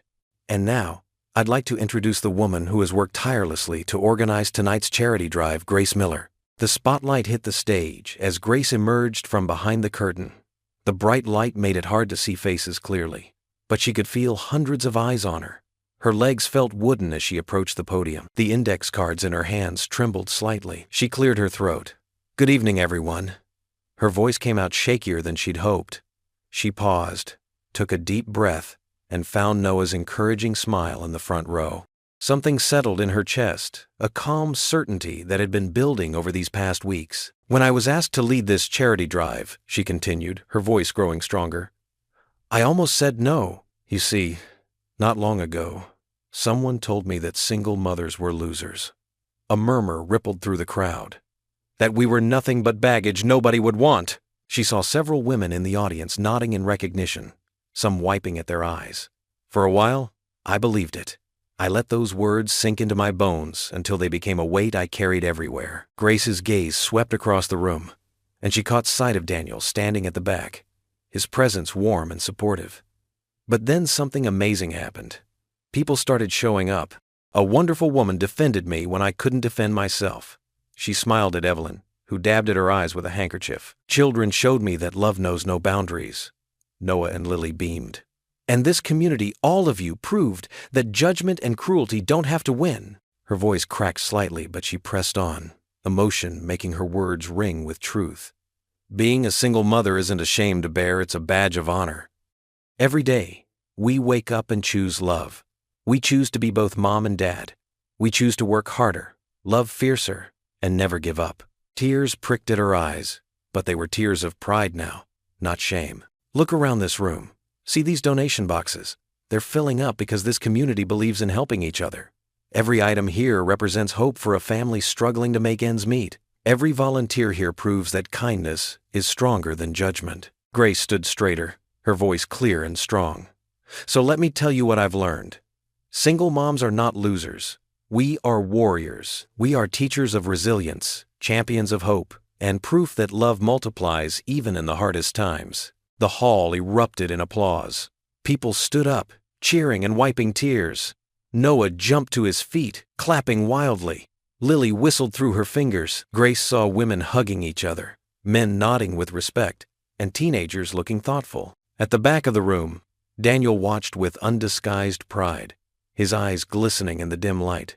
Evelyn stood beside him, her hand finding his arm and squeezing it, both of them witnesses to this moment of transformation. Grace felt something settle in her heart, not just acceptance, but a fierce joy. The weight of shame she'd carried for so long had transformed into wings of strength. Standing there under the spotlight, surrounded by applause, she finally understood what Evelyn had meant about finding her own worth. It had been within her all along, waiting for her to claim it. The clapping continued as Grace stepped back from the podium, her cheeks flushed but her head held high. She wasn't just a single mom anymore, she was a warrior. And warriors, she knew now, were never truly alone. Daniel watched from his spot at the back, his eyes glistening with unshed tears of pride and admiration. Beside him, Evelyn squeezed his hand, both of them silent witnesses to Grace's moment of triumph. Grace stepped down from the makeshift stage, her legs still trembling from the adrenaline of her speech. Her heart pounded in her chest, but for the first time in weeks, it wasn't from fear or shame. The applause had faded, but its echo remained in her soul, washing away the sting of Martin's cruel words. Mrs. Henderson, who ran the local bakery, was the first to approach. Tears glistened in the older woman's eyes as she wrapped Grace in a warm embrace. "I've been serving you coffee for years," she whispered, "but I never knew how strong you were. Thank you for showing us." Before Grace could respond, Sarah Thompson, one of the mothers from Noah's school, stepped forward. "My husband left last year," she admitted quietly. "I've been so afraid of what people think, but listening to you tonight," she squeezed Grace's hand, "you gave me courage." More townspeople gathered around her. Mr. Jenkins, the hardware store owner who had once awkwardly avoided eye contact when Grace needed help with home repairs, now stood before her with genuine respect in his eyes. "My mother raised me alone," he said, his voice gruff with emotion. "Everything you said about sacrifice and love, she was just like that. I should have remembered." Noah pushed through the crowd to stand beside his mother, his teenage embarrassment forgotten in his pride. "Mom," he said, beaming, "Lily's crying happy tears, and even some of the cool kids from school are saying you're awesome." Grace laughed, wrapping an arm around her son's shoulders. She saw Evelyn across the room, nodding with quiet satisfaction, like a master gardener watching a prized flower finally bloom. More people approached, teachers from the school, regulars from the library, faces she knew from church. Each carried a story, a word of support, or simply a smile that spoke of changed perspectives. The very whispers that had once wounded her were now transformed into murmurs of admiration. "I had no idea," said Martha Wilson, who worked at the grocery store. "All these years, I've seen you shopping, always so polite, even when some of us weren't very kind. I'm sorry, Grace." The sincerity in their voices touched something deep within Grace. These weren't just empty platitudes or polite gestures. These were her neighbors, her community, truly seeing her, perhaps for the first time. Linda Carson, another single mother, stepped forward with her young daughter. "Would you consider starting a support group?" she asked. "For people like us? We could meet at the library, maybe?" Grace felt warmth spread through her chest. "I'd love that," she replied, already imagining the possibilities. The very place where she had hidden among books could become a sanctuary for others like her. As the crowd continued to mill around, sharing stories and wiping away tears, Grace caught glimpses of changed faces. The women who had whispered in the grocery store now looked ashamed. The teenagers who had mocked her words stood quietly in the corner, their expressions thoughtful. Then the crowd parted, and Daniel stood before her. His eyes held such intensity that Grace felt her breath catch. He wasn't looking at her with pity or even simple admiration. There was something deeper in his gaze. understanding, respect, and something more that made her heart flutter. "Grace," he said, his voice soft but clear enough for those nearby to hear. "What you did tonight, you didn't just give a speech. You gave this town a new definition of courage." She felt the truth of his words settle into her bones, the fear that had driven her to withdraw from him, the shame that had made her build walls. They seemed paper thin now, dissolving in the warmth of this moment. "I was so afraid," she admitted, her voice steady despite the emotion behind it. "Not just of what people thought, but of hoping again, of believing I deserved everything," Daniel finished for her. "You deserve everything." Around them, the crowd had grown quiet, but Grace barely noticed. She felt a wall inside her crumble, not with a crash, but with the gentle giving way of winter ice in spring. Daniel stepped closer. His hand reached for hers, slowly but with clear purpose. This wasn't a private moment stolen in the shadows. This wasn't a secret to be hidden. This was Daniel, in front of their entire community, making a choice, his fingers interlaced with hers, warm and strong and sure. The touch sent tingles up her arm and straight to her heart. She heard a few soft gasps from the onlookers, saw smiles spreading across faces. "I choose you, Grace Miller," Daniel said, his voice carrying clearly through the hushed room. "Not despite your being a single mother, but because of who that has made you become." His hand tightened on hers, and in that grip was a promise of respect, of understanding, of a love that wasn't afraid of whispers or judgment.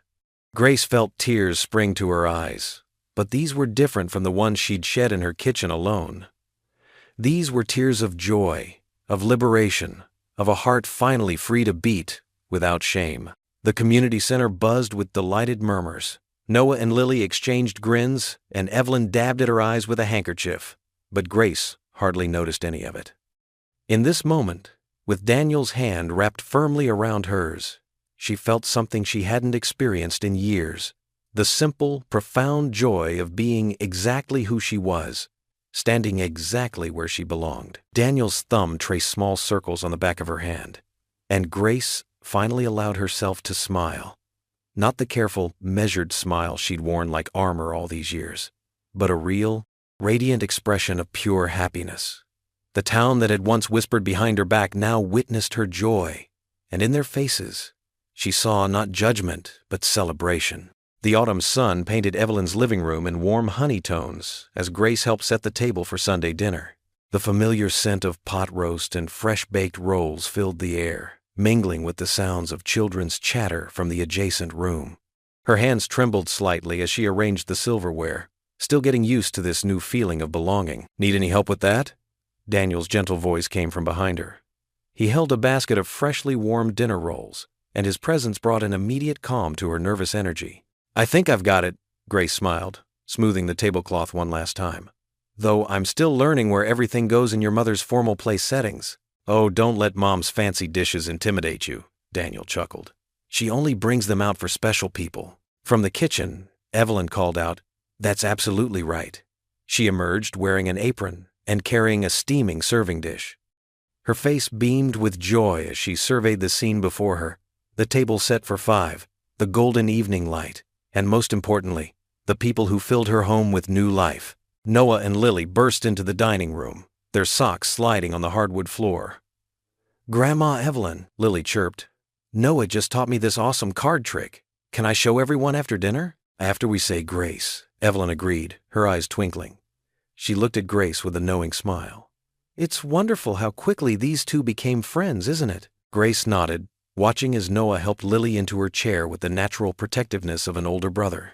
Her heart swelled at the sight. Just months ago, she'd worried her son would never find his place in this town, and now here he was, flourishing. As everyone settled around the table, Daniel pulled out Grace's chair for her. The simple gesture still made her breath catch, not because of the old-fashioned courtesy, but because of the genuine care behind it. He took his seat beside her, and their eyes met briefly, sharing a moment of quiet understanding. Evelyn raised her hands for grace, and everyone joined hands around the table. "Dear Lord," she began, her voice warm and steady, "we thank you for this food, this fellowship, and most especially for bringing new joy into our lives. Bless this meal and the hands that prepared it. Amen. Amen, they echoed. And the casual chaos of passing dishes began. As they ate, conversation flowed naturally. Lily regaled them with stories from her science class, while Noah shared his excitement about making the baseball team. Daniel listened intently to both children, asking questions and offering encouragement, making each child feel heard and valued. Grace watched it all, her heart full to bursting. The scene before her was everything she'd once thought impossible. A warm family dinner, laughter, acceptance, and love. The memory of Martin's cruel words at that restaurant seemed distant now, like a bad dream fading in the morning light. During a lull in the conversation, while the children were absorbed in their meals, Daniel leaned closer to Grace. "You're quiet tonight," he observed softly. "Everything okay?" Grace set down her fork, gathering her thoughts. The vulnerability in her voice surprised her as she whispered, "I never thought I'd have this again. For so long I was convinced I'd never be." She paused, struggling with the words, "worthy of love again." Daniel's hand found hers under the table, his grip warm and reassuring. "Grace," he said, his voice low and earnest, "you've always been worthy. Every single day, through everything you've faced, you've shown more strength and grace than anyone I know." Evelyn, who had overheard, added gently, "Love isn't about worthiness, dear. It's about opening your heart to possibilities, just as you have." Grace felt tears prick at her eyes, but these were different from the ones she'd shed in lonely nights past. These were tears of gratitude, of joy, of finally feeling at home. Noah looked up from his plate, noticing his mother's emotion. "Mom, are you crying over pot roast?" The table erupted in laughter, breaking the tender moment with welcome lightness. Grace wiped her eyes, grinning. "It's just really good pot roast." "Speaking of good food," Lily piped up, "can we have dessert now, please?" "Yeah, please." Noah joined in, giving his best puppy dog eyes to Evelyn. "I smell apple pie." "You two are impossible," Evelyn laughed, rising from her chair. "At least let us clear the dinner plates first." As everyone helped clear the table, Grace and Daniel found themselves side by side at the sink, rinsing dishes. Their movements fell into an easy rhythm, as natural as breathing. Behind them, Lily and Noah's excited chatter about pie filled the kitchen with energy. "Can we have ice cream too?" Lily called out, bouncing on her toes. "And whipped cream?" Noah added hopefully. Daniel caught Grace's eye, and they shared a knowing look, one that spoke of contentment, of future possibilities, of the simple joy found in children's laughter and shared moments. In that glance was the promise of more Sunday dinners, more family gatherings, more chances to build something beautiful together. The kitchen glowed with warmth as Evelyn pulled her famous apple pie from the warming drawer. The children's eyes lit up at the sight, and their enthusiasm was contagious. Grace felt Daniel's presence beside her, solid and reassuring, as they watched their family, yes, their family, come together over something as simple and profound as dessert and love. Sunlight sparkled off the morning dew as Grace and Daniel strolled down Main Street, their fingers intertwined. The crisp autumn air carried the scent of fallen leaves and fresh coffee from the corner cafe. Grace felt Daniel's warm hand squeeze hers gently, and a smile spread across her face. Mrs. Peterson waved cheerfully from her flower shop, pausing her work, arranging chrysanthemums in the window display. "Good morning, you two," she called out. Just months ago, the same woman had avoided eye contact with Grace after the restaurant incident. Now, her smile was genuine and warm. "Beautiful morning, isn't it?"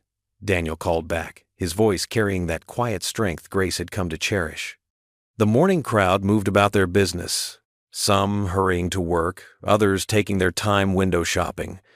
But nearly everyone they passed offered a friendly greeting or acknowledging nod. Grace's heart swelled as she remembered that horrible night at the restaurant, Martin's cruel words echoing in her memory. "Single moms are losers." The words that had once cut so deeply now felt distant and hollow, like a fading bruise that no longer hurt when touched. She glanced at Daniel's profile, his kind eyes, the slight gray at his temples, the gentle set of his mouth, and marveled at how life could change so completely. "Penny, for your thoughts?" Daniel asked, catching her gaze. "I was just thinking about how far we've come," Grace replied, watching Noah and Lily several yards ahead. The teenagers were pointing at something in the bookstore window, their heads close together as they laughed. There was a time when I couldn't walk down this street without feeling everyone's judgment. Now you walk like the queen you are. Daniel finished, his eyes crinkling at the corners. Grace laughed softly. Hardly a queen, but I do feel different. Stronger. They passed the restaurant where it had all begun. Through the window, Grace could see new faces at new tables, creating their own stories. The memory of that night had lost its sting, replaced by the warmth of Evelyn's unexpected defense and the beginning of a journey she never could have imagined. "Mom," Noah called out, bouncing on his toes near the bookstore entrance. "Can Lily and I go in for a minute? There's this new series we want to check out." "Sure, honey." Grace nodded, watching as the two teenagers disappeared into the shop. Their easy friendship had been such a gift. Noah finally had someone who understood what it was like to live with loss, and Lily had found a brother figure who made her laugh. "You know," Daniel said as they paused outside the store, "I see it in Noah, too. That same strength you have. The way he holds his head high now. How he stands up for others at school." Grace felt tears prick at her corners of her eyes. "He's amazing, isn't he? All this time, I worried I wasn't enough for him. That being raised by just me would somehow leave him lacking. But he's become such a wonderful young man. Because of you," Daniel said firmly. "You showed him what dignity looks like, what it means to face adversity with grace, pun intended." He winked, making her chuckle despite the emotion tightening her throat. A cool breeze rustled the trees lining Main Street, sending red and gold leaves dancing around their feet. Grace watched an elderly couple across the street, remembering Evelyn's words about her own second chance at love. The wisdom of that remarkable woman had helped bridge the gap between heartache and healing. "Sometimes," Grace said softly, "I think about that night, about Martin's words, and I almost want to thank him." Daniel's eyebrows shot up. "Thank him? In a way. If he hadn't been so cruel, I might never have met your mother, never have found the strength to stand up for myself, never have found you." She squeezed his hand. "His words were meant to shame me, but they ended up setting me free." Through the bookstore window, they could see Noah reaching for a book on a high shelf for Lily, the two of them clearly plotting their next reading adventure. The sight filled Grace with joy, not just for Noah's happiness, but for the family they had all become. "The funny thing is," Grace continued, "I don't even feel angry at Martin anymore. I feel sorry for him. Sorry that he'll never understand the kind of love that can grow from broken places." Daniel pulled her closer, pressing a gentle kiss to her temple. "That's because you've learned what real strength, Island. It's not in tearing others down.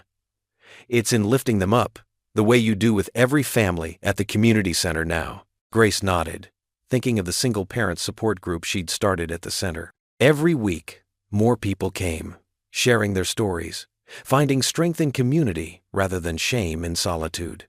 She'd taken her pain and transformed it into purpose. The bell above the bookstore door chimed as Noah and Lily burst out, clutching their new treasures. "Mom, Daniel, can we stop for hot chocolate?" Lily asked, her eyes bright with excitement. "Please?" Noah added, already moving toward the cafe. "Race you there," Lily called out, taking off down the sidewalk with Noah close behind. Daniel's laugh rumbled deep in his chest as they watched the teenagers dash ahead. He turned to Grace, his eyes full of love and pride. "Shall we follow their lead?" Grace nodded. But before they started walking, she took a moment to look around, at the familiar streets that had once felt like a gauntlet of judgment, at the friendly faces that now saw her true worth, at the man beside her who had shown her that love could be gentle and strong at the same time. The morning sun caught the gold and ruby leaves overhead, setting them ablaze with light. Daniel leaned down and pressed a soft kiss to her forehead, his touch full of tenderness and respect. Grace closed her eyes briefly, savoring the moment. When she opened them again, she could see Noah and Lily waiting impatiently by the cafe door, their laughter carrying on the crisp air. The sight filled her heart with joy, not the fragile, anxious happiness she'd once known, but something deep and lasting, as steady as the ground beneath her feet. What would you do if you were in their place? Comment your answer below, and let's see how you'd rewrite the ending. If you enjoyed the story of Grace Miller, I handpicked the next story that you will enjoy. Please don't miss this one. Click here to watch it.